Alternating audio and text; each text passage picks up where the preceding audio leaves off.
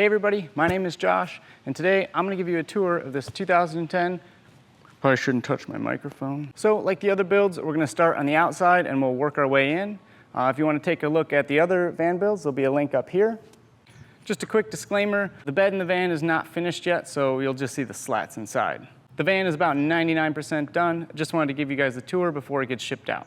I'm going to jump behind the camera and give you guys a tour. When you're looking at this thing, the first thing you'll notice is the rack on top. Coming around the back, you'll notice a step ladder giving you easy access to go up top. You'll notice right away the Max Air fan, and then you can see the cedar deck, or balcony, we'll call it.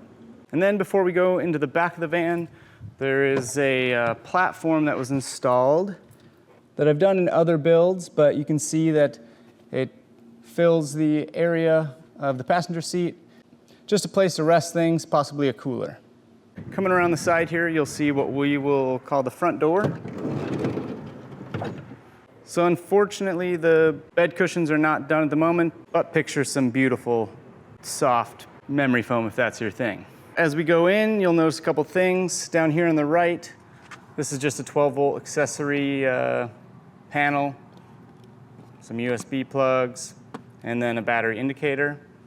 On the left here, we have our light switch for the overhead LEDs, and then we have a speaker, and we'll touch on that a little bit more in a minute.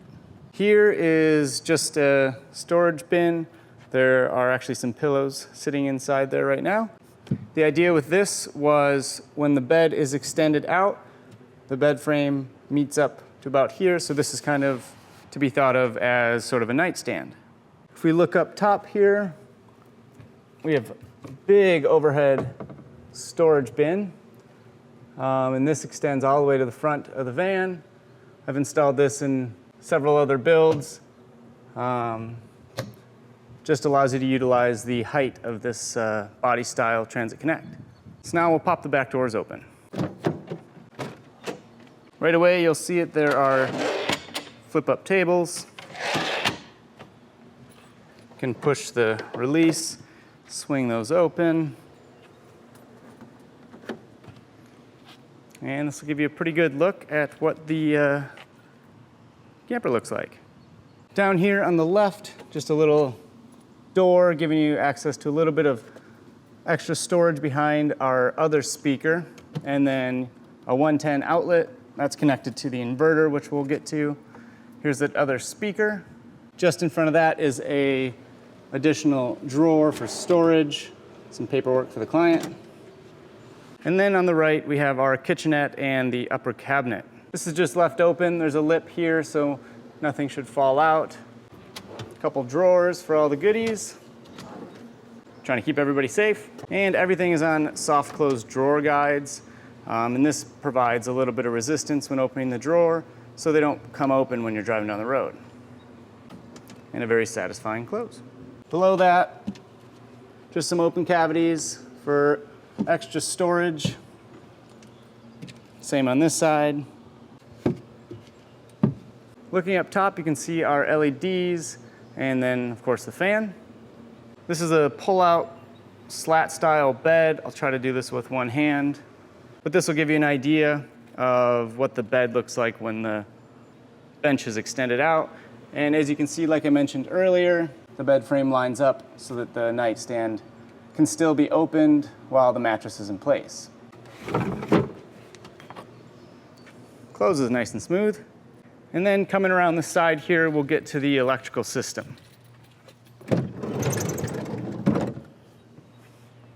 Also the curtains. Pretty simple curtain setup. They're just some wooden dowel with some leather loops. From the outside, you'll notice a few things. On the top left, this is going to be the battery isolator. That's going to provide charge to the auxiliary battery. Below that, we have our amp, providing a little bit more power to the speakers you saw earlier. On the upper right, we have our inverter. This plug is essentially an extension cord to that 110 outlet that we saw just a minute ago. And then the on and off switch. So you just need to flip it on, and that'll give power to the back there, and then you have power on this side as well. Below that, we have our fuse block for all the 12-volt accessories. It was mounted on the outside here just to provide easy access if a fuse ever blows. Don't have to go digging in any cabinet. Then this is just a friction fit panel. Pull that out and you can see the auxiliary battery and a bunch of wiring. Big old fuse for the inverter, a couple extra fuses for the 12-volt accessories.